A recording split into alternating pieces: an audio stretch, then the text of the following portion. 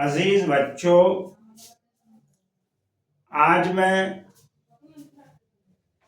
Class 10th दर्जा दहूं CBSE board किताब जान पहचान कोर्स बी का सबक नंबर 6 पानी की आलूदगी पढ़ाने जा रहा हूं।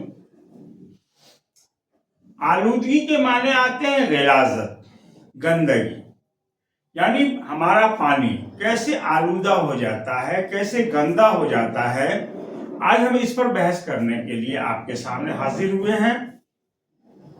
हवा, पानी और ग़िज़ा, ये तीन चीजें हमारी सेहत और हमारी जिंदगी के लिए निहायत जरूरी है। इन तीनों में बेएहतियाती, लापरवाही और बेकायदगी से खराबी पैदा हो जाती है। मसलन खाने की चीजें अगर हम खुली छोड़ दें तो उन पर आकर मक्खियां बैठ जाएंगी। गर्द और बीमारी फैलाने वाले जरासीम, कीटाणु उनको आलूदा कर देते हैं, गंदा कर देते हैं। गर्दो गुबार, कारखानों से निकलने वाला धुआं और मोहलिक गैसें हवा में आलूदगी पैदा कर देती हैं। जैसा कि आप जानते हैं, अभी इस जमाने में कारखानों का बहुतायत हो गया है।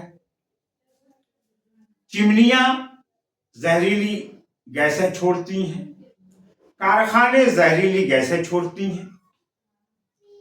ये मोहलिक गैसें हैं, यानी इंसान की सेहत और तंदुरुस्ती के लिए खतरनाक है। ये सब एयर में, हवा में है नहीं, गंदगी पैदा कर रही है, जिसकी वजह से बड़े बड़े शहरों में लोगों का सांस लेना मुश्किल हो गया है।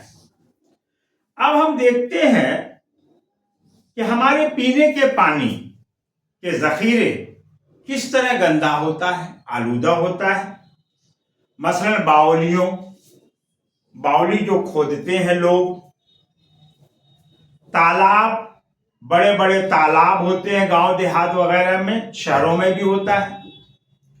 और नहर जो सरकार निकालती है, बड़े बड़े दरियाओं से छोटी छोटी नहरें निकाली जाती हैं आबपाशी के लिए, सिंचाई के लिए। तो नहरों के पानी में, बावलियों के पानी में, तालाबों के पानी में कपड़े धोए जाते हैं और उसी में मवेशियों को भी नहलाया जाता है, यानी जानवरों को, गाय, बैल, भैंस है नहीं, इनको भी नहलाया जाता है। इंसान भी उसी तालाब में, बावली में है नहीं, नहाते हैं। इस तरह इंसानों और जानवरों की सारी गंदगियां उसी बावलियों में, तालाबों में दाखिल हो जाती हैं।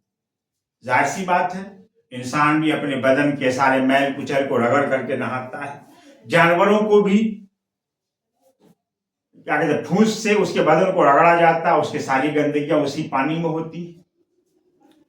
तो ये सारी गंदगियां बावलियों और तालाबों में दाखिल हो जाती हैं और इसकी वजह से उस बावली का, नहर का, तालाब का पानी क्या हो जाता है, आलूदा हो जाता है, गंदा हो जाता है।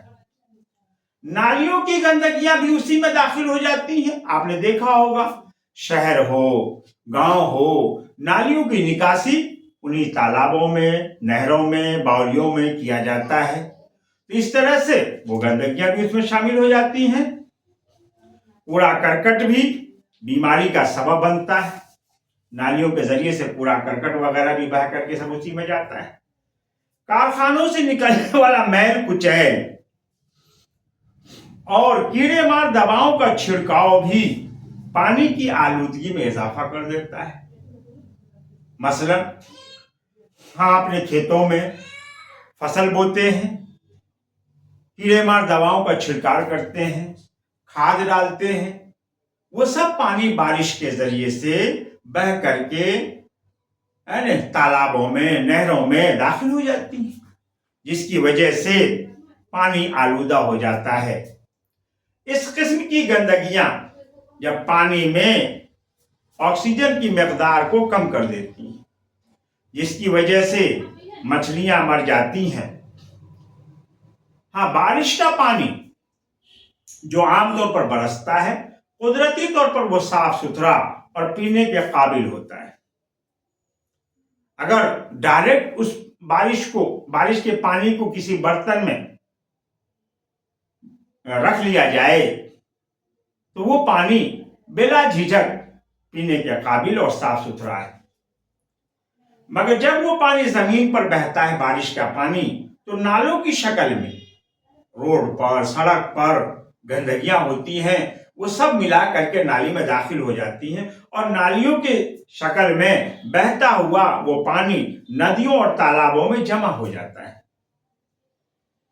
उस पानी में मिट्टी के जर्रात भी होते हैं, नमकियात भी होते हैं और दूसरे मादे भी शामिल होते हैं, यानी गंदगियां भी शामिल होती हैं।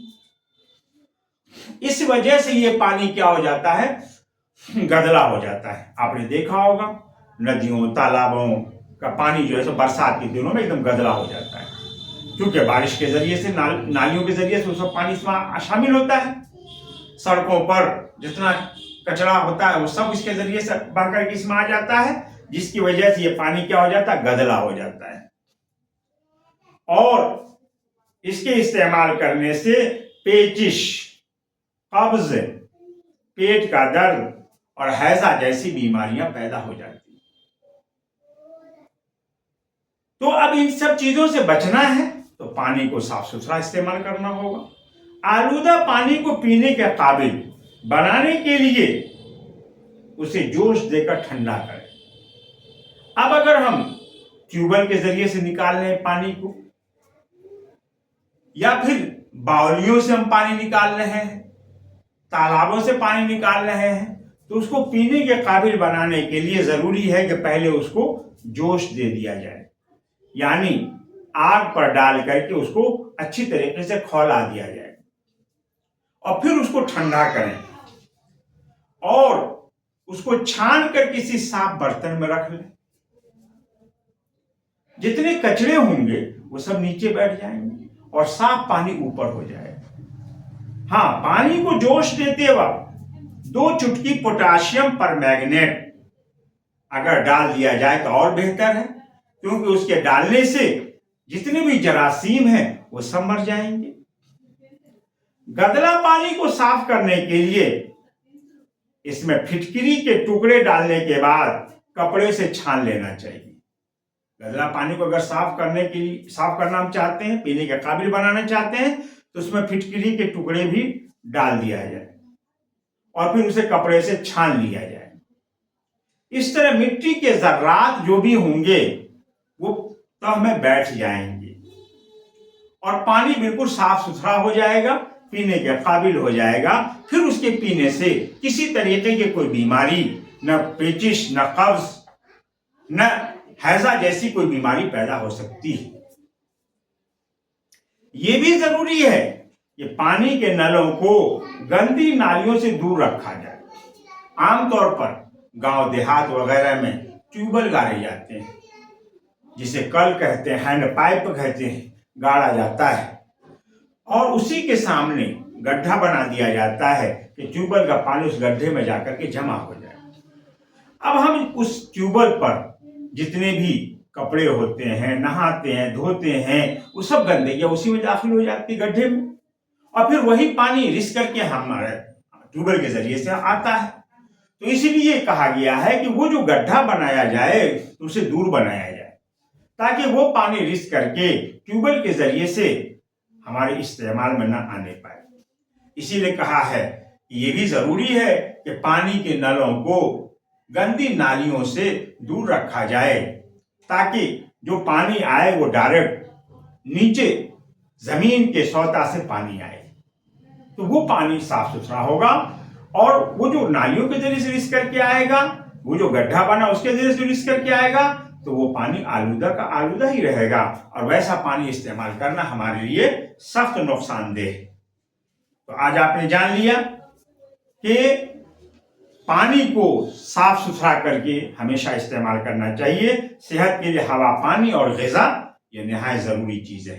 जानवरों और इंसानों के नहाने से बावलियों और तालाबों का पानी गंदा हो जाता है, इसलिए ऐसी जगहों पर नहाने से बचना चाहिए या ऐसे जगहों के पानी को इस्तेमाल करने से बचना चाहिए। बीमारियों के फैलने की एक वजह गंदे पानी का इस्तेमाल भी है। आलूदा पानी को पीने के काबिल, पीने के लायक बनाने के लिए उसे खूब अच्छी तरीके से उबालना चाहिए। ये हो गया आपका। उसके बाद लफ्जों से जुमले बनाना। सेहत, आलूदगी, गर्द गुबार, जरासीम, अच्छी सेहत के लिए अच्छी ग़िज़ा जरूरी है। आलूदगी, गंदगियों के मिल जाने से पानी में आलूदगी पैदा हो जाती है। इस तरीके से जुमला बना लेना है। खाली जगह भरना है। तालाबों का पानी जानवरों के नहाने से आलूदा हो जाता है। सेहत के लिए साफ डैश जरूरी है, यानी साफ पानी जरूरी है। डैश का पानी कुदरती तौर पर साफ होता है, बारिश का पानी कुदरती तौर पर साफ होता है। मक्खियां डैश फैलाती हैं, यानी जरासीम फैलाती हैं। नीचे लिखे हुए लफ्जों से वाहिद के जमा और जमा के वाहिद लिखिए। अक़साम जमा है किस्म की, ज़र्रात जमा है ज़र्राह की, खराबी वाहिद है इसकी जमा खराबियां, ज़ख़ीरा वाहिद है इसकी जमा ज़ख़ायर। इस तरीके से ये चैप्टर आपका मुकम्मल हुआ।